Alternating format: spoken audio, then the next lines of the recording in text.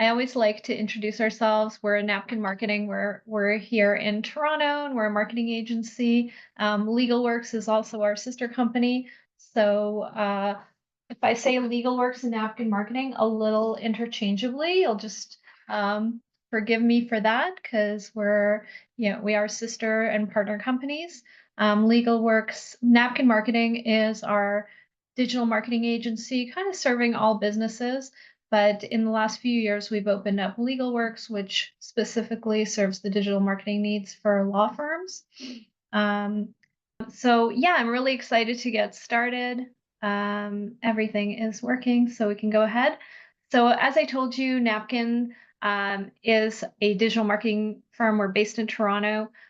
Started back in 2010, so extensive experience in digital marketing. And prior to that, I worked in corporate marketing, so lots of experience there. And my approach to our marketing is similar to, when I was a corporate marketing manager, I noticed that when I went from corporate to having small business as our clients, just the level of professionalism for a lot of the service providers who serve small business just would decline dramatically. So we like to bring the same level of professionalism that we would serve a Fortune 500 company to our small business clients, and that extends to education sessions like this. So we do these sessions, we do them for free because we find that, for law firms especially, you're so busy running your firm and running your practice that marketing becomes left on the sidelines. And it doesn't have to be this way. There's so many things you can do, and we like to empower our clients and the law firms we work with so that they have the knowledge and the tools at their fingertips to build their business and to elevate their practice, to attract the kind of clients they want to work with, and to be able to attract leads regularly so you can focus on what you're brilliant at, which is practicing law and your legal expertise and litigation and managing case files instead of worrying about when your next client's going to come in. So that's kind of the goal of the 2025 marketing plan, is being able to put a plan in place so that your business is consistently attracting the kind of leads and the kind of clients that you want to build your practice with, so you can do what you do best. So what we are going to be covering today is three main areas that are key and essential for digital marketing for law firms. So basically, starting with SEO. So we'll be giving you three strategies for your SEO: digital ad strategies and PPC, and structuring your website to rank on Google and attract more leads. And then we'll be pulling it all together, showing you how you can build a digital marketing cohesive plan. We'll also open it up for Q&A, and we do have an exclusive offer for our attendees. So I do encourage you to turn off your cell phone, turn off Facebook, turn off all distractions. And you could tell I had a few distractions going on while building this presentation because I had about 17 different versions. And if you're a law firm and you're really serious about getting better results in 2025, the next 60 minutes, won't overstate, they will change your life. They'll definitely change your business life. So if you stay till the end, we do have some amazing resources to help you with growing your practice. So we actually have, we've compiled the most commonly searched keywords for different areas of law: family law, corporate law, employment law. We also have a legal marketing online checklist. So all your key items that you should have checked off to have your fundamental marketing kit in place for your firm, and 85 things to check if you're relaunching your website. And even if you've already launched your website, all the key fundamentals to have on SEO for your web hosting and for your post-launch SEO and optimization. So these are amazing resources that we've built over 10 years in the business, and we're happy to share them with you as part of as a thank you for attending. And thanks, Nab. I just saw your comments, and glad to welcome you from Peterborough. So, a little bit about me and Napkin Marketing and LegalWorks. Since founding Napkin Marketing in 2010 and then LegalWorks 10 years later, I've worked extensively with law firms and all sorts of businesses, including educational institutions, financial uh, institutions, credit unions, tech companies, and spoken extensively with the right versions of my PowerPoint at many events and conferences. So we're also, both myself and Napkin is a Google Ads certified partner as well. We're a MailChimp partner. So we're able to help businesses with not only their advertising, but also their email marketing. And more recently, their online forms. We're a FormStack partner and we're a Trainual partner. So FormStack is an online forms software. So we're able to really build very, very customized online forms, and you'll see how important those are for when we're looking at different landing pages for law firms, because your contact form and the information you ask in it and how you're asking and the kind of incentives you offer really make a difference in terms of um, being able to attract leads and convert leads for visitors to your website. So we've worked with hundreds of businesses and dozens of law firms over the years, both in Toronto and across the US and Canada. I think Addie, you've worked with and quite a number of them as well. And we're able to help practices just like yours. And just so you know, Napkin Marketing is more than just Adina. We have an amazing team. I have an amazing team as behind me, including Addie and Sophia, who are on the call right now. So when you work with Napkin, you get assigned an account manager, and we also have in-house graphic designers, SEO specialists, and Google Ads specialists, as well as people, very creative specialists such as social media writers, videographers, who are able to kind of give you that 360-degree approach to your marketing, and make sure you have all the pieces in place, whether it's video, social media, Google Ads, and SEO to help build your practice. So really proud of my amazing team, and you'll hear from Addie later on. Um, and this is just a little bit about our work.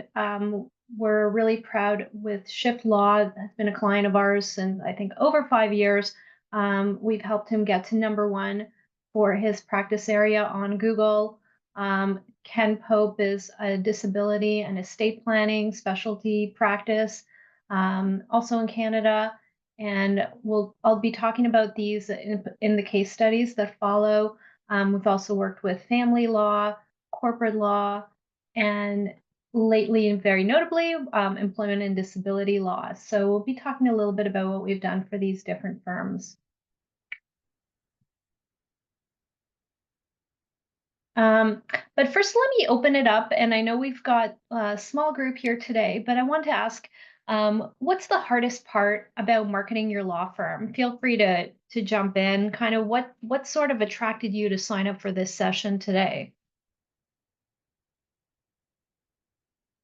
Um, so if you feel like sharing, most lawyers, when I ask them this question, they're like, they tell me marketing can be overwhelming, or I'm having a lot of trouble attracting the type of clients I want to work with. I get a lot of tire kickers, I get a lot of people asking me for free consultations. Um, and, it's hard to know where to start with marketing. Because do you start with Google Ads? Do you improve your social media? Do you start with just having a presence on Facebook? Nowadays, there's Instagram, there's TikTok. So it can definitely, I definitely hear from a lot of lawyers that it's overwhelming to deal with the marketing in their practice. And there's so much to deal with just managing a practice, building a team, getting administrative staff, doing your taxes, your billing, that marketing can really become overwhelming. And thank you, Nab. So you're saying making sure we have a balanced presence. So yeah, and it's like there's so many places, right, that you can have a presence nowadays. So that's kind of what we're here to address, is giving you a symptom And this is kind of the goalpost that we like to get our clients to. So most, if you think about this as a pyramid of where, almost like Maslow's hierarchy, where, most firms are at the 4 or 5 level where they're just sort of praying that they get referrals. It's called hope and prayer marketing, or they're just trying different random ideas like, hey, this year we're going to try Google Ads. This year we're going to, do some social media, and we call that the spaghetti on the wall approach. Hope that that succeeds. Um, and what this is basically unpredictable flow of business and unpredictable leads coming into your practice, and you're not able to build a business sustainably that way. So where we like to get our clients is to the 1 and 2 level where they're getting a predictable flow of leads, they're getting clients on demand, and what this really symbolizes is more freedom for you. So more financial security, more time to not work on marketing, more time for your family, more time for your personal life, so that you can again, going back to your genius zone, do what you do best, run your practice, not run your business, if that makes sense. So focusing on practice and focusing on practicing the law um, and the cases that you work on instead of having to always struggle for leads. So that's kind of like just sharing the goalposts of where we like to get our clients to in the end of doing all the things that I'll share. So show you a little bit about kind of just getting into what we do for clients. So I think I mentioned our client, Ken Pope. We've gotten him to #1 for Henson Trust Lawyer. We've also, for Shift Law, they're an IP consultancy and IP practice. So they're right now #1 for Trademark Lawyer Toronto, which is a really, really competitive term. So we've got him. This is actually, I took this screenshot this morning, which is why I had multiple versions of the PowerPoint going. Um, so you can see he's #1, and this is called the 3-pack, which is part of the Google Maps and Google My Business profile. And he's also #1 organically here. And don't just never just trust a screenshot.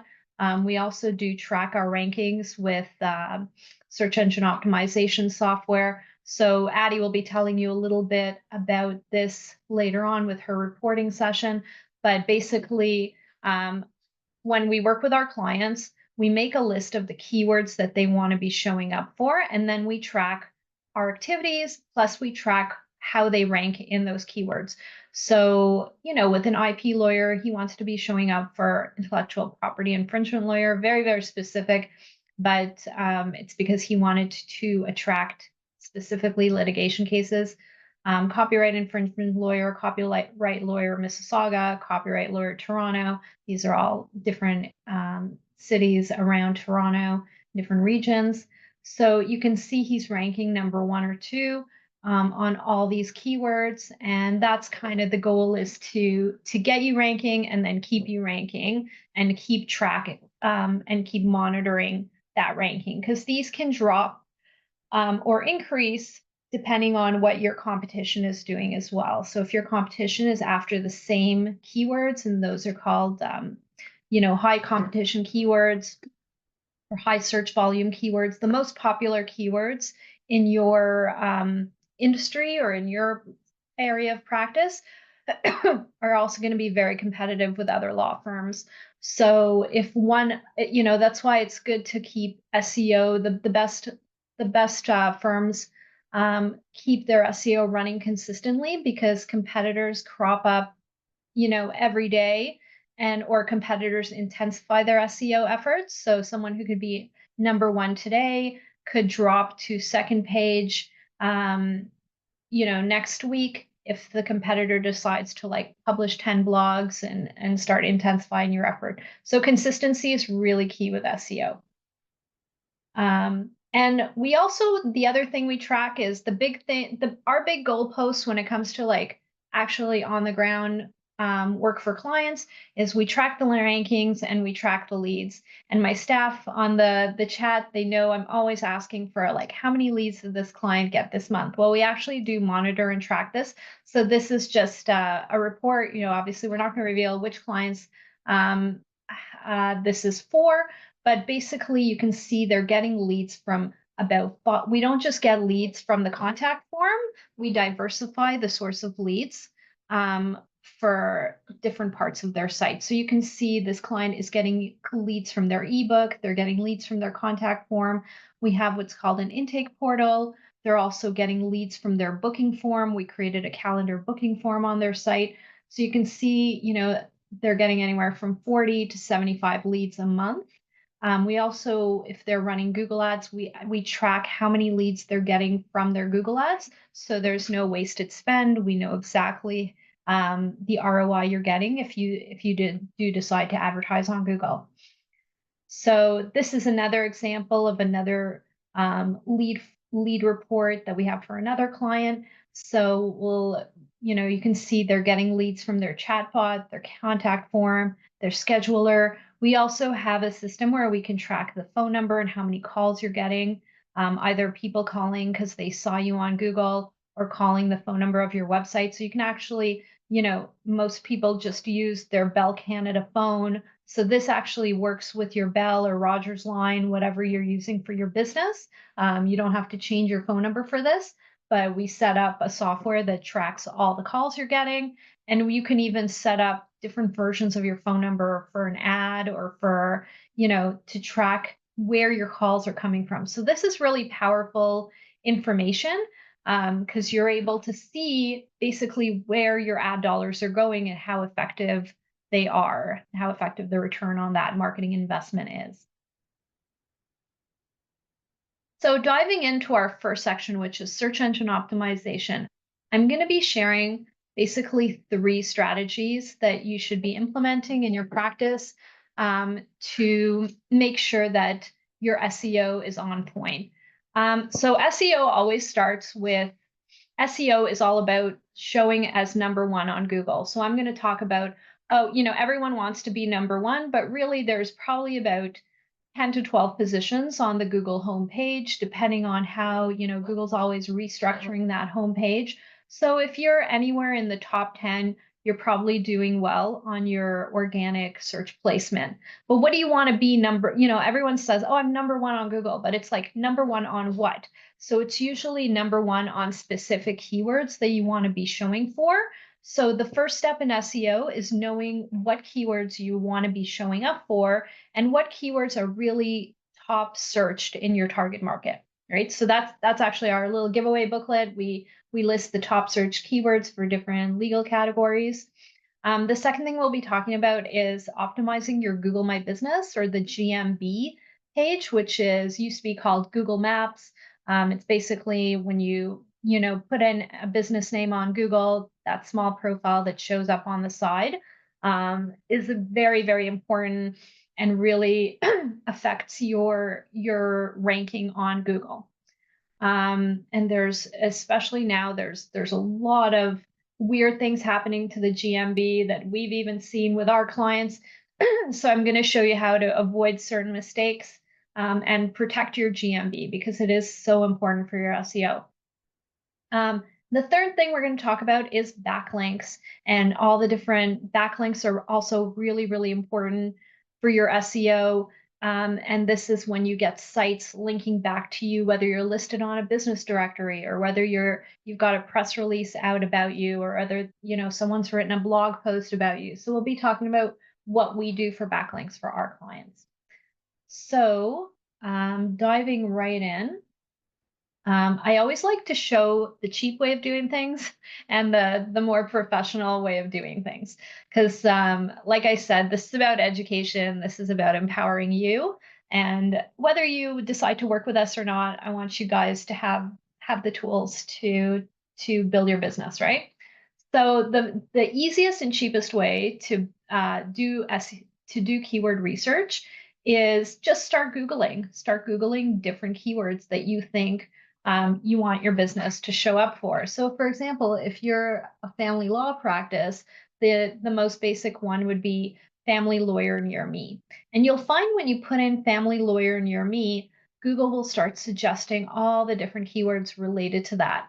And that's the perfect way to just build up a list of keywords that you want to show up for, because they're suggesting this based on popular searches related to the keyword that you. When I say keyword, it can actually be a phrase. Anything that shows up in this Google bar is actually called a keyword, but it can be a phrase, it can be a question. So you can see these are not just individual words, they're phrases. So this gives you a lot of insight because Google is kind of revealing what other people have searched for this category. So that's the easiest way. Just see the suggested keywords. And I always like to tell people just start with making a Google sheet or an Excel sheet of all these words. Another way to compile your target keyword list is the bottom of the Google screen always will now list people also search for. So again, it's just a different version of what's above, but this also gives you very good advice. So the word affordable is popping up like 3 times here. The word aggressive, which you wouldn't intuitively think, people are looking for aggressive family lawyers, but divorce can be very, very stressful. So it makes sense that people would be typing that in as part of their search. Also, affordable family lawyers. So what does this tell us? This kind of gives us an education for starting an SEO project for a family lawyer. They're saying people are looking for affordable, people are looking for aggressive. So we should be having, perhaps blog posts or content on this lawyer's site, with the words affordable family law, maybe a blog post about aggressive lawyers fighting for your rights, legal advice, legal aid. So these are all very revealing about people's search patterns already that, Google's kind of giving you this market research for free. And they should be going into your target keyword list. So the goal here is like looking on Google, making that part of making all these searches part of compiling your keyword list for your own practice. And then there's the pro way of looking up keywords. So we have tools at our disposal where we actually search. We can search on different law practices. We can see we can look up any law practice, see what keywords they're trying to rank for, what keywords they're successfully ranking for, and not only seeing so when we look on SEMrush, our SEO software, we can see that, for this law practice I picked out, um, they're they're highly positioned for Family Lawyer Toronto free consultation, which is a high volume keyword. So you can see the volume of the keywords here, and they're number 5 for that, which is a great position. But you can see other versions of that keyword. So it'll give you suggested other versions of the same keyword. These are also really great if you're going to be doing a Google ad campaign, because for Google ads, you'll also have target keywords that you want your ad to show up as. And another great area, kind of underlooked area for keyword research is making lists of questions. So again, this is, you get out of, if we work together, we would suggest these keywords to you as part of our keyword research for your SEO project. So, for example, again, with the family law example, how to get full custody of your child, 210 searches a month just in Canada for that. And this firm is I believe they're not ranking for these keywords, but again, it's just kind of identifying what are the top questions asked. And this informs like your content strategy, what kind of blog posts you might have, even what kind of email newsletter you might have. So, because if you can answer these questions on your site, you're going to be ranking on Google faster because you will come up for when people search like 170 searches a month on this very specific thing, like who claims child on taxes with 50-50 custody, right? So there's a lot of people in this situation, 170 searches a month. This would be the perfect topic to do a blog post on your website, right? So this gives you an idea, like, a lot of firms will just write blog posts randomly about whatever they think is important, but it should really be guided by search trends and keyword trends like this. Yeah, give me a thumbs up in the chat if this is making sense so far, because I know I'm going through a lot here. Another thing that's really important. Oh, nice. I see the thumbs. Another thing that's really important is your meta tags and your on-page code. So this is another tool we use called Moz. So, these are all things that are behind the scenes of your website, but they're part of your website programming. So things like your page title, meta description, this is all part of the coding of your website. H1 is like the headlines of your website, and H2. So what you want to make sure is this is sort of the Dewey Decimal System. I'm super dating myself, but when Google is crawling through, millions of websites, they're looking for these items in the website code to inform them on where to rank those websites or what keywords to rank those websites. So if you want to show up, for example, for Vaughan Family Lawyer, Ontario Family Law Firm, you need to have those keywords as part of your coding, and you need to intentionally build those in. So, working with Napkin, we make sure that these are called your meta tags. Your meta tags contain all your target keywords. This is a firm we're not working with, by the way. I just kind of picked them out. But, if we were working with them, we would tell them like, hey, you don't have your meta keywords, your meta description. If you want to show up for Bond Family Lawyer, you need to put that in your meta description as well as your page title. You have no H1, which means, they do have headlines, obviously, that I see on their website, but they have to be programmed in a certain way. So that counts as your H1. So, we would send our programmer or developer onto the site to make sure that that is all fixed and that all the meta tags are correct. So that's all kind of part of making sure that, number one, getting the right keywords, working on ranking for the right keywords, and then when we're actually optimizing and tweaking your site so that you rank on those keywords, the on-page and meta tags is an important part of that.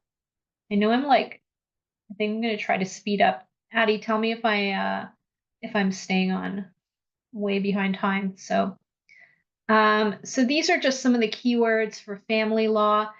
For example, whatever city you're operating in. I'm not sure what area of practice you are in NIAB, but you could feel free to share. I'm just gonna pretend you're family law, so you'd be like Peterborough divorce, Peterborough custody rights, Peterborough separation agreements. You want to have all the combination of all the high searched keywords plus the city that you're in, and just having really, really specific words related to what people search on.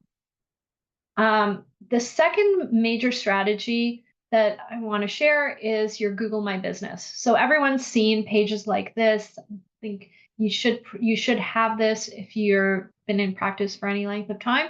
So this is your profile on Google, and it is very, very important, and how you manage it is really important. So I picked out a family lawyer. Don't ask me why I just kept picking family law. It's just like easy to talk about. But Hora Family Law, they've over 7 years in practice. They have 115 reviews. So what I like about this GMB is most businesses, the default picture you'll see is their office building, which is very boring, which is the default picture that Google gives you for your GMB, because they actually have Google cars that drive around all over North America and all over the world, taking pictures for Google Maps. And then those pictures end up being the default picture on your Google My Business presence. But you can actually change those. And I love this because they put a picture of the two lawyers, and it really humanizes them, especially for a family law practice. So putting in photos, also listing specific services that you offer. Another thing they did here that I don't know if they did it intentionally, but a lot of lawyers we've seen, they have their business name would be something like Smith and Associates or Smith and Partners or Smith Goldberg, Stein, or whatever. So their business name is XYZ LLB, but it won't necessarily say what their practice is about. So it won't be like Smith, Smith Williams, whatever, family lawyers, or Smith Williams corporate law, or Smith Williams criminal law. Because maybe when they first registered their practice, they weren't sure what they were going to specialize in, or they wanted to keep it kind of generic or general. But one thing I'm starting to recommend to clients is registering their business with whatever their specialty is as part of their official business name. And the reason to do that is you can't just put any business name in the GMB. Google requires that this be your officially registered business name. So if your business name is Smith Williams LLB, but you're really practicing disability law, you can't say Smith Williams Disability Law. This has to be exactly what your corporate or business registration is. And you might need to prove that at one point. So we've had many businesses that they've had their GMB disabled because their name that they put on their GMB is different than what their business registration is. So Google is getting really strict about that. But where even if you don't have it, if it's just Smith Williams LLB, you can still list your services down here. Another thing I like what Hora is doing is that under their services, a lot of law firms don't include this or don't fill this out, but they actually included all the different services that they have under family law. So, and this is really good because again, they're not just going to show up as divorce lawyer. They're going to show up if someone searches on separation. They're going to show up if people search on spousal support and so on. So they're really taking advantage of all this micro detail they can put in the services section. As well, they've had, 150 reviews. So it's not the most, we've seen, but it's also not the least we've seen. It's definitely a decent number of reviews. But what they're doing is they're actually responding to their reviews. So, and for this is also an important, Google's constantly changing the way they monitor these GMB profiles and your activity on them. So when you respond to a review, that actually sends a signal to Google and to the algorithm that this is a real review. They responded to it. Also, if someone puts a negative review, whether they have a negative or a positive review, you should always respond. For a positive review, obviously it's easy to respond because you can say, hey, thanks for your review. Really appreciated working with you. We're glad we can make a difference. Or a negative review, if someone's complaining, it's like, oh, the receptionist was rude to me or whatever, or I feel like I got ripped off, you would be responding with like, we're so sorry for the experience you had. We've reached out to you personally to try to resolve this matter. Please check your email for an email we've sent you, or if you don't recognize where this review could be coming from, because sometimes there are definitely fake reviews. There have been cases where competitors are putting negative reviews to try to bring your business down. So you could respond with something like, we're so sorry you had this experience. In searching through our files, we didn't come across your name. Please contact our office at blah, blah, blah, email address or phone number, and we'd be happy to talk to address your issue and see how we could serve you better. So always try to respond positive, even if you know this negative review is probably garbage and bogus. It's always really important to respond professionally because other people read that and they will form their own conclusions on negative and positive reviews. So even if you had a negative review, if you've responded really professionally, that does make a difference to people when they view that later. Another thing is they're taking advantage of their Q&A and their updates. So this is something I think Addie works on quite a lot, is these are called the GMB posts or the update sections, kind of like your news section. And it's just like Facebook, just like Instagram when you're putting up a post, but for GMB, they kind of try to make it its own mini social media. So, this is great because they're really humanizing their practice. They put up a photo and say, "Have you met one of our lawyers?" And make it a whole like little introduction about this lawyer. And another area where people kind of neglect on their GMB is the Q&A section. So this is our client Shift Law, and we added a lot of, the reason to do the Q&As is again, you want to show up under the keywords that are related to the Q&As. And this would be like the FAQs that people come to typically when they're about to hire you. So how much does it cost to sue someone? Where do I register a copyright? So all kind of the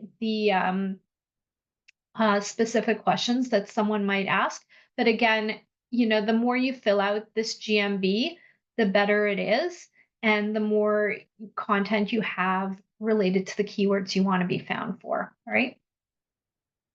So just to sum up, for GMB success, have a photo of your team, detailed list of services, business registration. So ideally with the practice type as part of your business name, detailed services, descriptions, make sure get the reviews, but also respond to the reviews you get, posting updates, GMB updates, and utilizing the Q&A.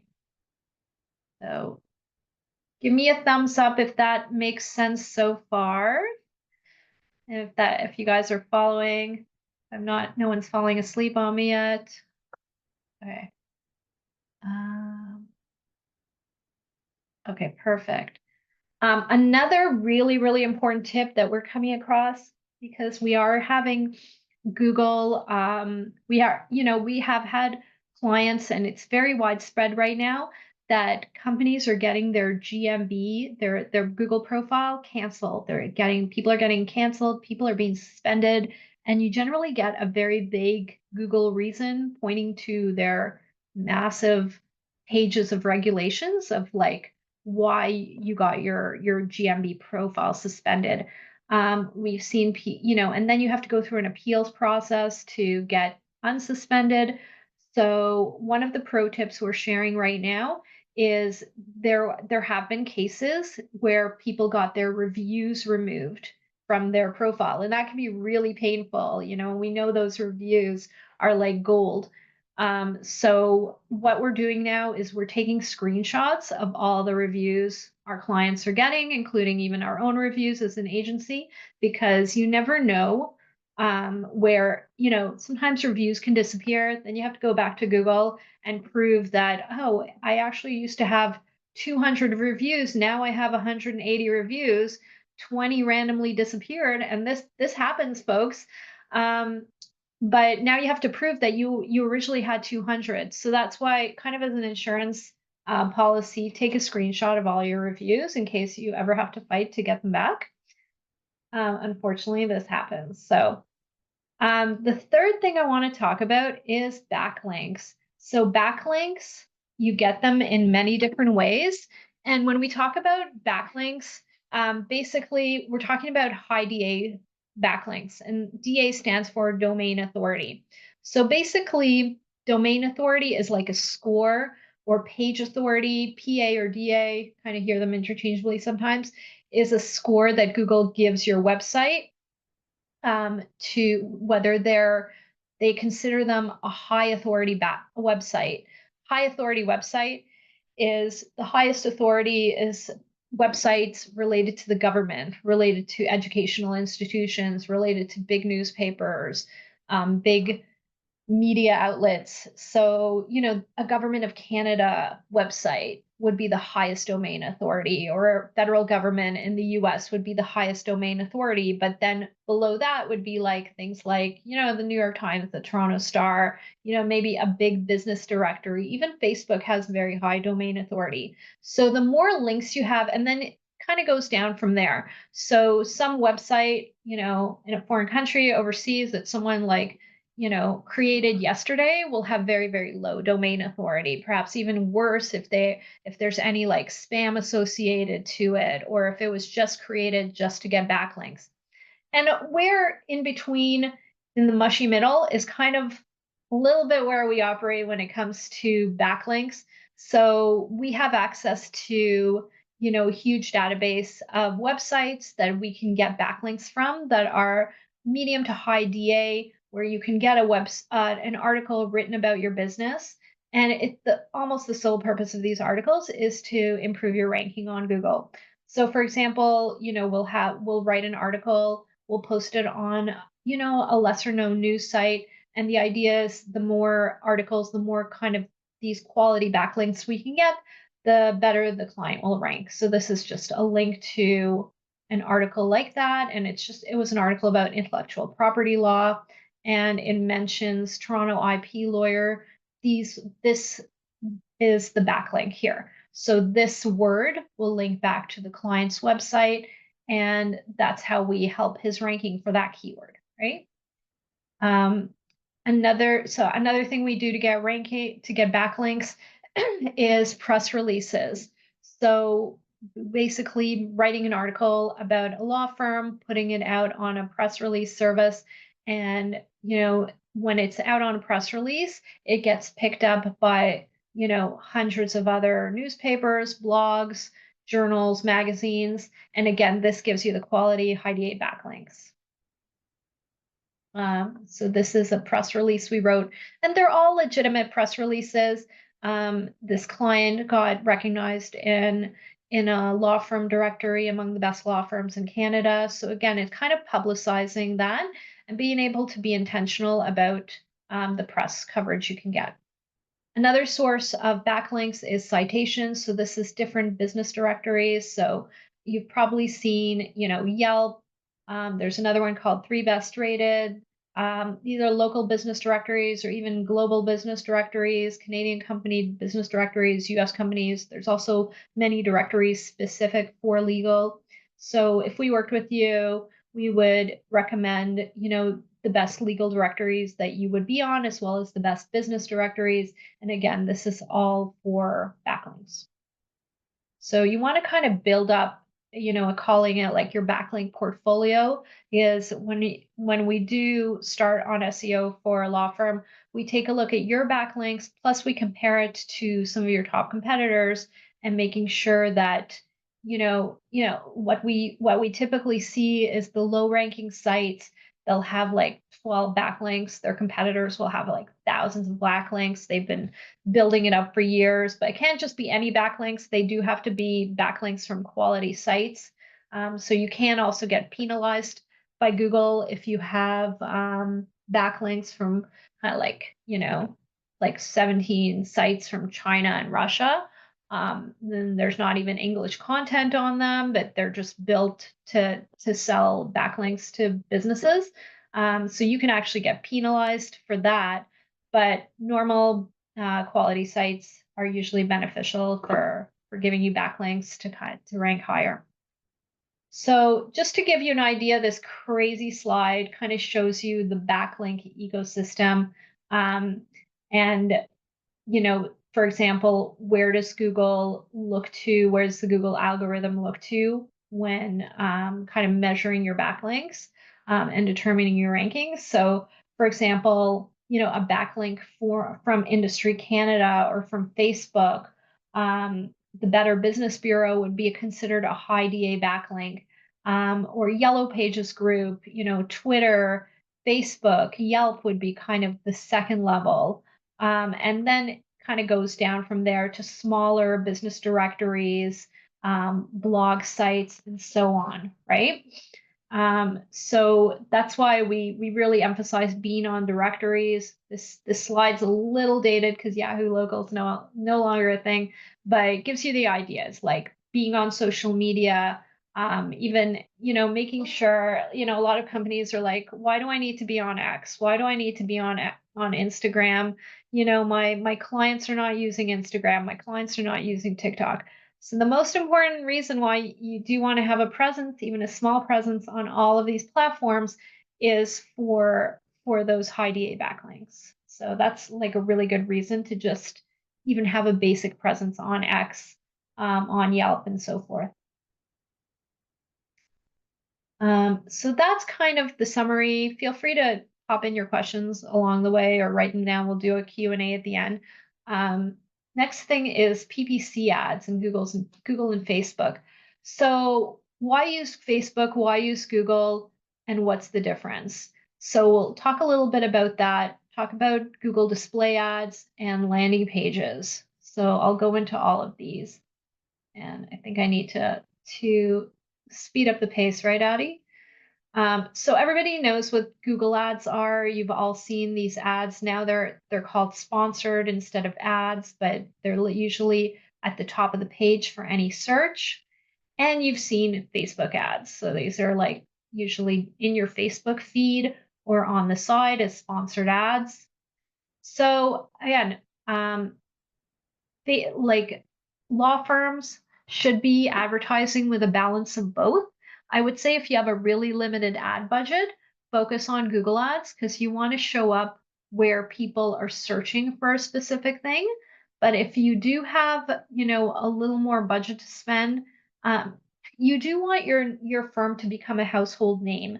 And sometimes people are looking for a lawyer and they haven't gotten to the stage. Everyone's at a different point in their journey.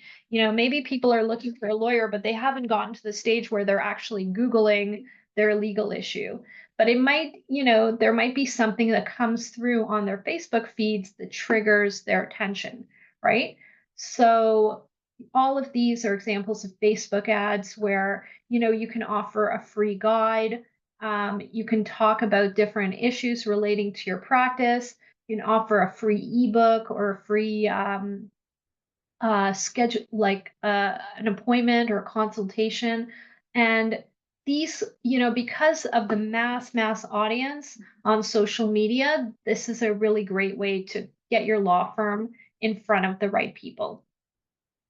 So these are actually some Facebook ads we've run for Lecker Law. As you can see, we're doing an ebook for them on, what to do in case you get terminated. So this can, someone who sees this ad might not even be ready to see a lawyer. Maybe they're worried about getting terminated. They're not at the point where they're Googling, you know, employment lawyer Toronto, but maybe they're hearing about layoffs from their friends, and you can kind of get them early in that consumer journey because they might be at the point where they just want to read an ebook.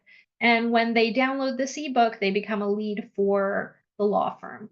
We also offer, have different ads, some offering a free consultation, this is more for, and they also specialize in disability benefits consultations. So this is more for the law firm to kind of gain exposure, get their brand known, become a household name, and get those people who are early in their consumer journey. Because once they're Googling their problem, every law firm is going to be after them. So this is a way for you to kind of build up the relationship, get them on your subscriber list, get them on your lead list before the competition's really high.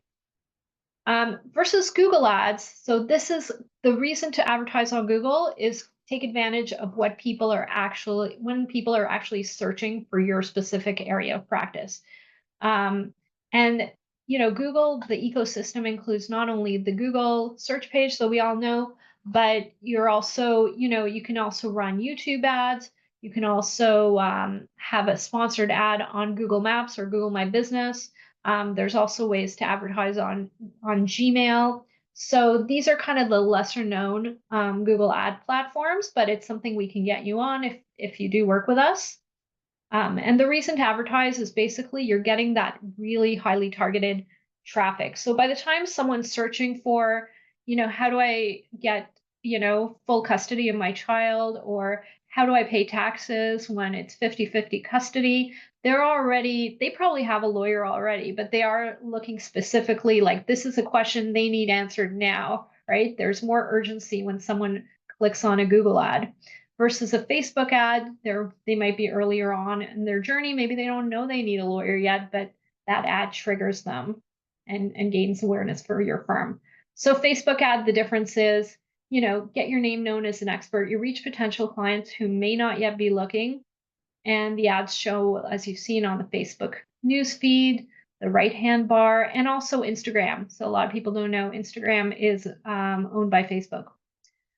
And the kind of ads you'd be running here would be like an ebook giveaway, an appointment scheduling offer. And it's a great way to build up your lead list or your subscriber list if you want to start a newsletter. That's another great reason to advertise on Facebook. And then again, we always talk about Google search ads, which is those text ads, but sorry if I'm offending anyone here with, with my screenshot. It was just from this morning. But a lot of people don't know that the display ads you see on a lot of websites are actually also Google ads. So this is from the Toronto Star, and this is an ad for Fiverr, but these ads actually come through the Google ads as well. So these display ads, and you can advertise on all these big sites like Toronto Star, CNN, pretty much there's millions of websites that run Google ads. So by running display ads, you get, again, exposure to a huge audience, not just people searching on Google for your specific matter. So these are just some examples of display ads that what a law firm display ad will be. And you can see the call to action is really important. Like they usually say schedule a consultation or learn more. I like also including the phone number because sometimes if people are in that frame of mind that they're ready for a phone call, you might be able to get a phone call and a lead right there. And these are just some of the banner ads we've also done for Lecker Law. I think I've shown you a few of them. These are some of the display ads that would run on the Google Ad Network. So you can see the contact us is the call to action, but lost your job is kind of like that's their target market is they want to get people who might recently have been terminated. Or this might spark someone who's worried about getting terminated and gets them to click and generates their interest, right? So that's kind of like display ads versus search ads versus Facebook ads. And among, not to throw more complexity at you, but there's also remarketing ads. So this is just a cute diagram to kind of explain is, guy and his girlfriend walking down the street. Um, guy turns his head to look at somebody else. But basically, how this makes sense in terms of remarketing ads is you're going to get, a typical company gets thousands of visitors to their website, if not, sometimes millions of visitors.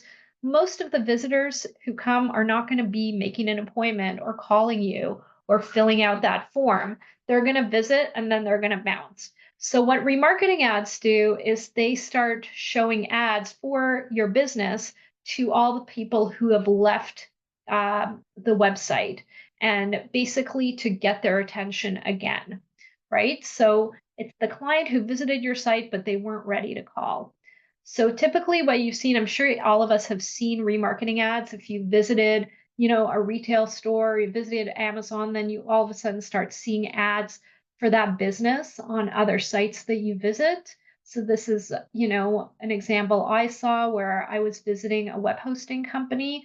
Then I started, I went on Yahoo. I started seeing ads for the same web hosting company on other websites I went on. So these ads basically tag the visitor programmatically and are able to display ads depending on where they are on other pages on the internet, right? So this is really important for lawyers because a lot of times it's a long journey from the time someone's having a legal issue to the time they're actually deciding to hire a lawyer. So this is a good opportunity to kind of get their attention again if they just went to your website and didn't take any action the first time. Kind of reminds them that you exist. So I think that was remarketing ads. Third strategy is really, really important to have landing pages. So the landing page is the page that someone sees once they click your ad. So some of the landing pages that we've built that are really effective include ebooks. So you want to have a page that is going to be really attractive in capturing someone's information. And the best pages offer something of value. So whether you're offering an ebook that someone can sign up for free, this gets someone onto your subscriber list. you now have their contact info, and you can even like build an automated email that once they downloaded the ebook, they'll then get a follow-up email say, hey, thanks for downloading our ebook. Would you like to click here to make an appointment? When we even have some law firms who call all the people who download their ebook. But the idea is you're giving someone a nugget of information and some value so that they will eventually be contacted for an appointment, and bring them into your practice. Another landing page that we found really effective is, this is called an intake form. So we've built this for Shift Law. And this actually almost mimics a very first consultation that you'd have with a client. So it asks them the different questions related to their IP matter. And this has, been really effective in getting really qualified leads on their site because it's already asking them questions related to their matter. So by the time, they fill this out, they also have to fill out their name, and info at the end, and then they get contacted by the firm. But only the people who have a real legal matter, and who take the time to fill this out will really complete this. So it ends up generating really high quality leads, and we do have ads directing to this that are really successful in generating client leads. Another type of landing page that's also we're finding very important and successful is the booking page landing page. So this is something we've built for Lecker Law, and they are generating a lot of bookings with this. And basically, you've all seen this. It lets people pick a calendar time to meet with the law firm. And again, another ebook example. So this is an ebook we built for Lecker Law that I've shown you. So we have ads directing to this. And again, this is really important, is getting them to agree to electronic communications from the law firm. Yeah, and this is one for Ken Pope with another ebook. Again, the ebooks are great because you can, they take an initial investment to build, but after that, these generate leads for years for you. So they truly are, they're kind of an investment in your business.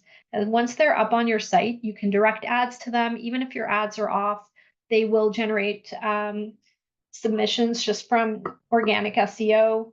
So highly recommend ebook landing pages and booking form landing pages.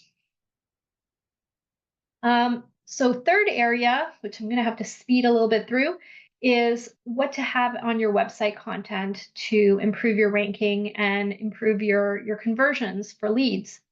And I'll be showing you 3 different types of pages, 3 different types of content to have, including services pages, location pages, and blog posts, and how kind of the best law firms are building these pages. So let's start with service pages. Oh, let's start with location pages. The other order we had. So Diamond and Diamond, I know this one gets lots of different reactions because, this firm has been very controversial over the years with personal injury and the way they're advertising. But one thing they do right is their location pages. So they actually have a page for every city that they want to target their services in, including small neighborhoods. Like Richmond Hill is like relatively small town in the Greater Toronto area. But the reason they have this is they want to be showing up when someone's searching for Richmond Hill real estate lawyer. So you build a page for it because you want to show up for that search. These are pages, location pages are built to show up for specific searches because people do often put in their city name or their neighborhood name when they're searching for a lawyer.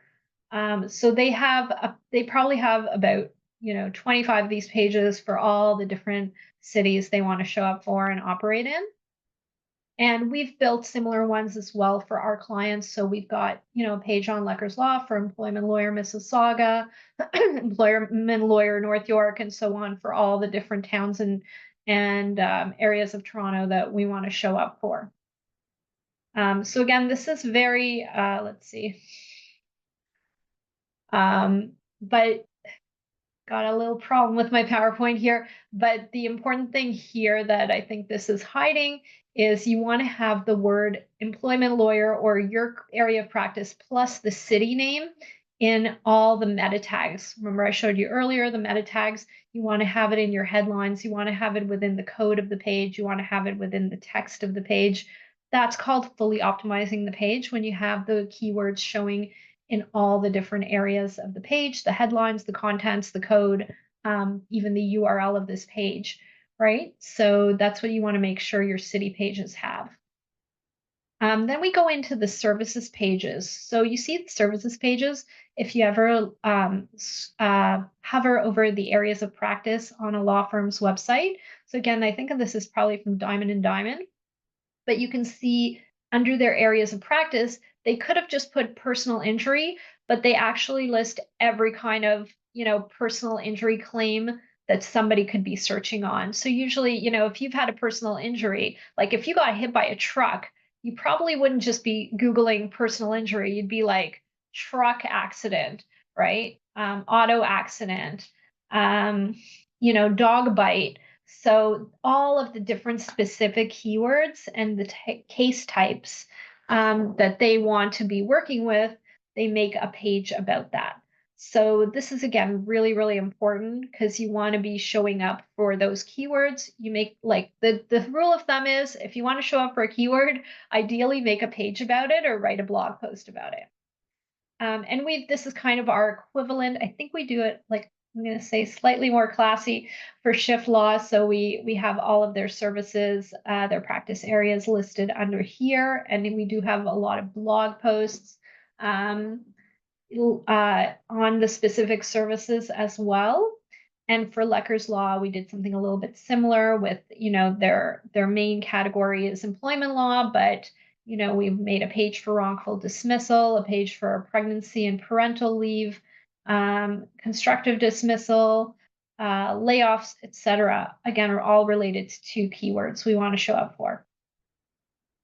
So that's location pages, practice pages, services pages, like they're called as well. Blogging, another secret weapon you have in your SEO arsenal. So again, if you want to show up for a keyword, blog about it or have a page about it. So this is a list of blog posts, again, from one of the family law sites I think we looked at earlier, but things like out of court separation, debt conversations, education and divorce.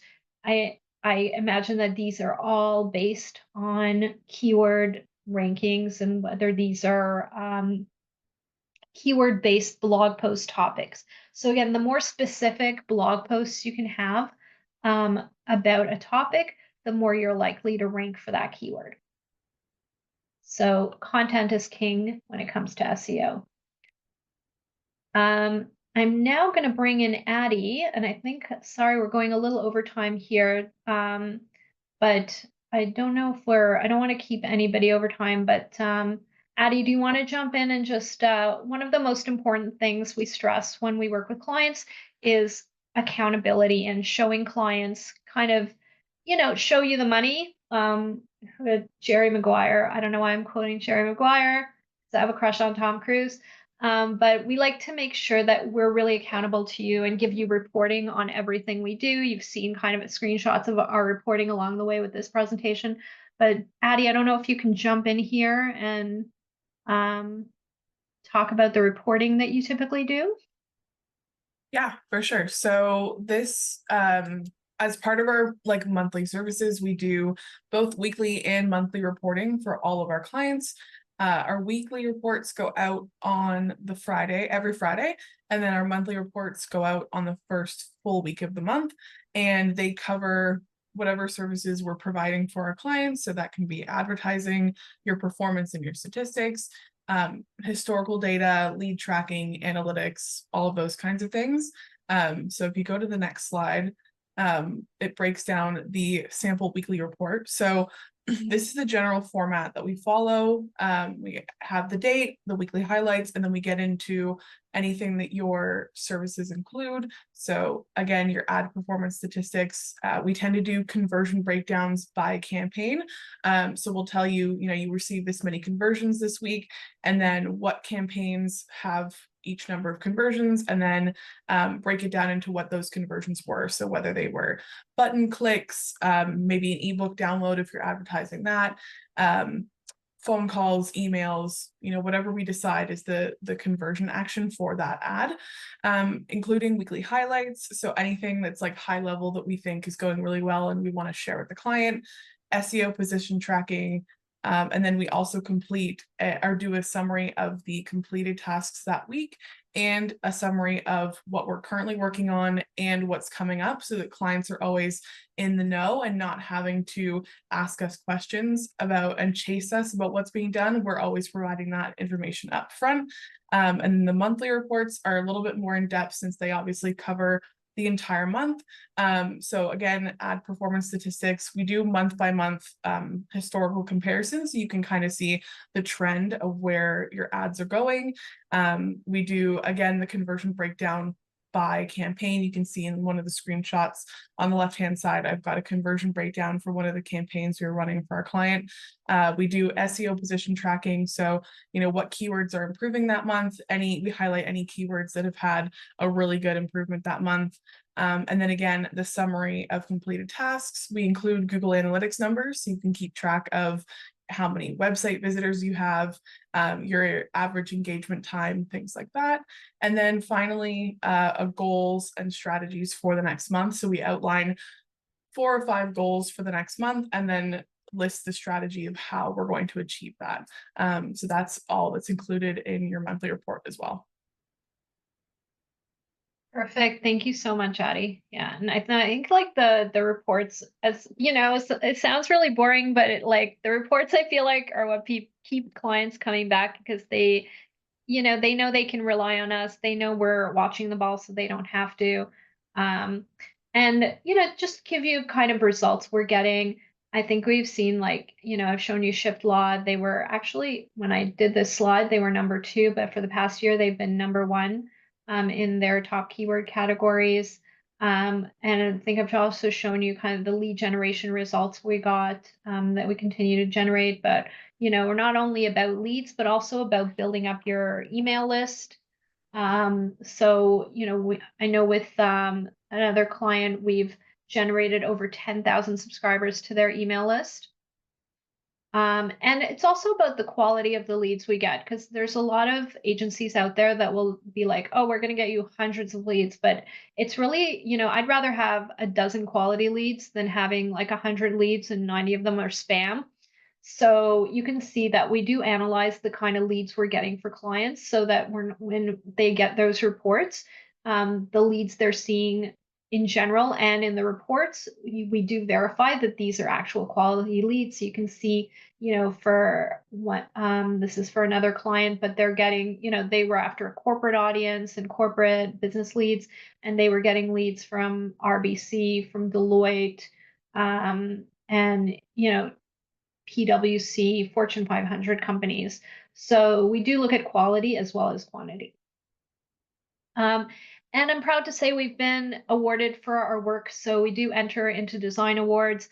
I think I've emphasized to team members that when we design a site, we always want to win a design award for our site, because we do want to make sure we're really delivering the best to our clients. So these are some of the design awards we've won over the years. And that kind of starts wrapping things up. So just to kind of give you a recap, what we've covered today, SEO strategies, digital ads and PPC strategies, and website content.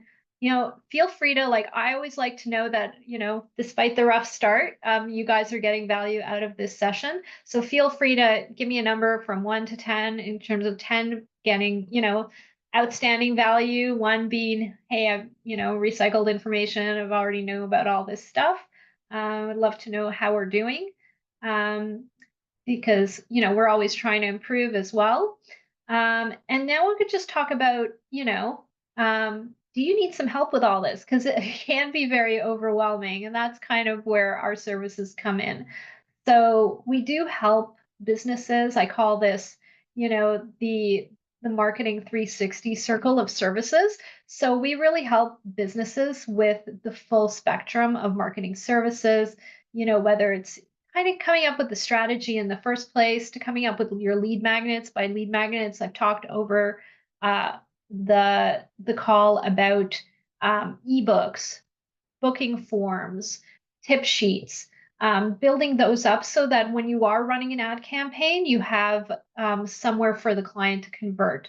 We also fully redesign your website, work on your SEO, work on your Google ads, retargeting ads, and we also do email marketing and social media, which we didn't touch on too much in your presentation. But these are all the different marketing strategies you can have in place.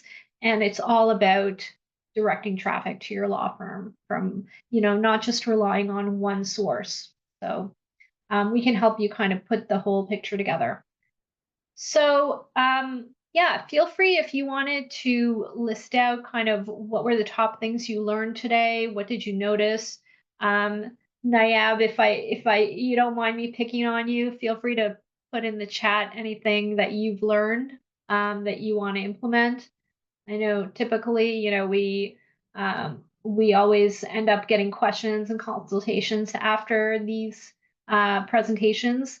So people typically say, "Oh, I want to launch an ebook or I want to launch a Google Ad campaign." Once they really see the results, we've implemented booking forms on most of our clients' websites. So feel free to put in the chat anything that you've learned that you think you're going to be implementing. Um, and thank you again for sticking around till the end. We do have I think uh Addie, you're gonna post in the chat some of the links to these resources. So we do have an amazing keyword list with top search keywords in different practice areas, legal marketing checklist, and the pre-launch and post-launch checklist for every website. Addie, I don't know if your chat is working or if you're able to Yeah, post that. I'm gonna Okay. pasting it in there for everybody. Okay, perfect. I don't know, my web chat is not showing anything since oh, there it is. Okay, perfect. Um, as a next step, I definitely would love to help your specific business kind of grow your practice. So we do offer a free consultation. Really recommend you reach out to me. There's no obligation for this. I'm happy to talk to you. Um, Addie will put this link in the chat as well, which is our own booking form to schedule a time with me. And what you get when you meet with me is basically a customized version of everything that I've discussed, but customized to your law firm and your issues. So happy to have a free consultation with you and give you a more customized plan for your law firm. Um, and including a lot of times in this consultation, we'll go into our SEO software. We'll give you, some custom keyword recommendations. So you really do get a lot of value out of these.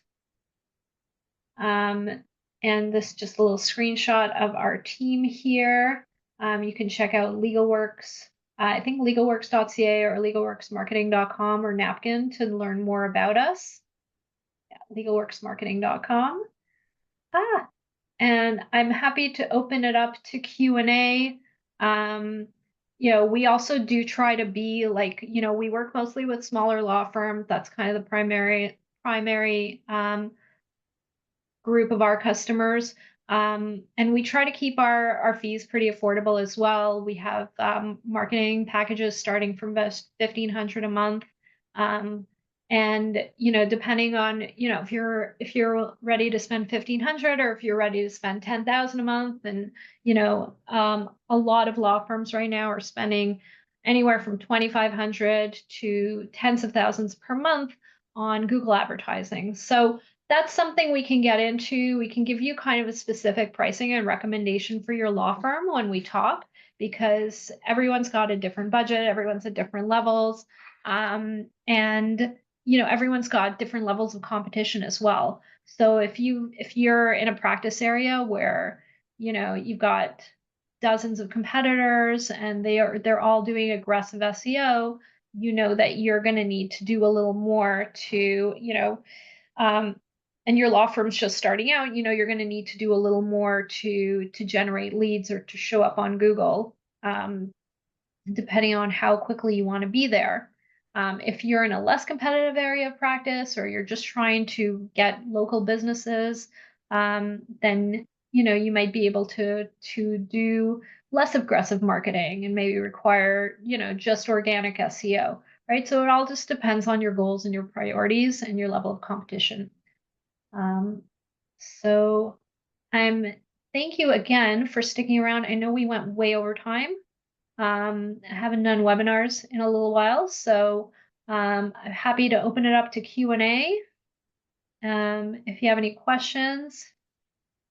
Thank you, Nayab. And Sophia has a question. So which of the strategies you've mentioned is the one you say that creates the most leads for law firms that are just starting their business? That's an awesome question, Sophia. So basically, I think for someone just starting out, they don't have a lot of money to put into advertising because Google Ads can drain your funds really, really quickly.